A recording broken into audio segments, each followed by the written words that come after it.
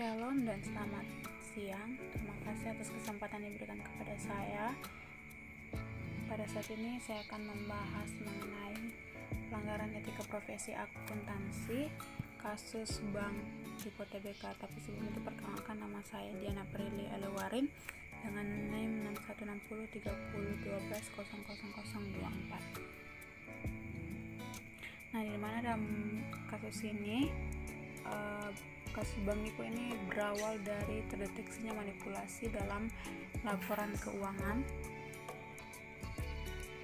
Kasus PT Bank Lipo Tbk ini berawal dari laporan keuangan triwulan 3 tahun 2002 yang dikeluarkan tanggal 30 September 2002 oleh PT Bank Lipo Tbk, yaitu terjadi perbedaan informasi atas laporan keuangan yang disampaikan ke publik melalui iklan di sebuah surat kabar nasional pada tanggal 28 November 2002 dengan laporan keuangan yang disampaikan ke Bursa Efek Jakarta.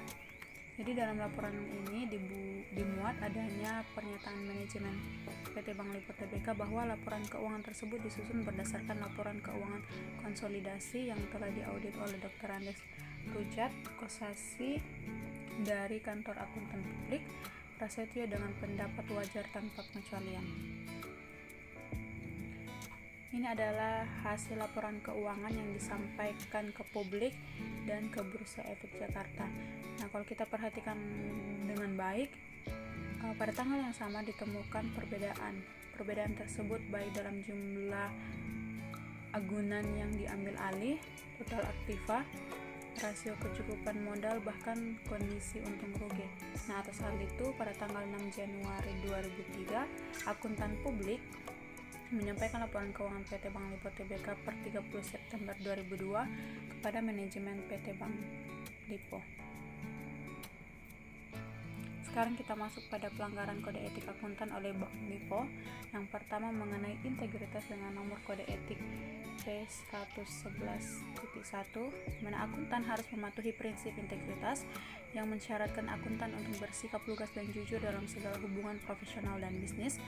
Kemudian nomor kode etik 111.1-A1 di mana integritas menyeratkan berterus terang dan selalu mengatakan yang sebenarnya. Kemudian yang kedua yaitu kompetensi dan kehati-hatian profesional dengan nomor kode etik 113.1-A3 di mana kesungguhan mencakup tanggung jawab untuk bertindak sesuai dengan persyaratan penugasan secara hati-hati, cermat dan tepat waktu. Kemudian yang ketiga mengenai perilaku profesional dengan nomor kode etik P115.1 di mana akuntan harus mematuhi prinsip perilaku profesional yang mensyaratkan akuntan untuk mematuhi peraturan perundang-undangan yang berlaku dan menghindari perilaku apapun yang diketahui atau seharusnya diketahui yang dapat mendiskreditkan profesi.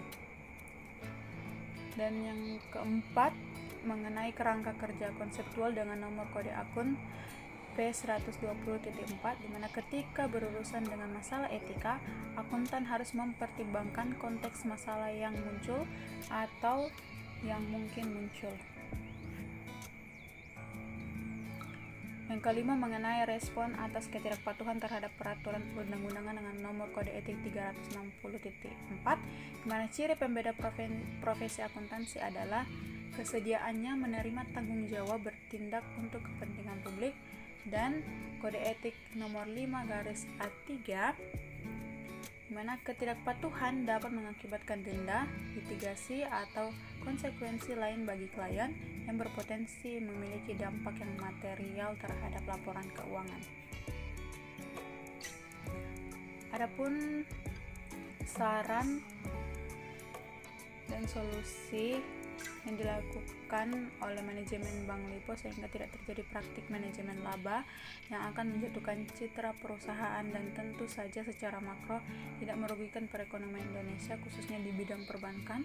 Yaitu yang pertama, implementasi good corporate governance yang baik di mana terdapat beberapa prinsip yang perlu diperhatikan dan diimplementasikan baik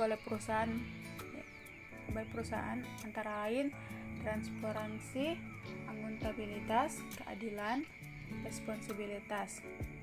Kemudian yang kedua mengenai kejelasan kontrak tujuan penilaian, Dan yang ketiga mengenai pengawasan yang lebih ketat oleh Dewan Komisaris.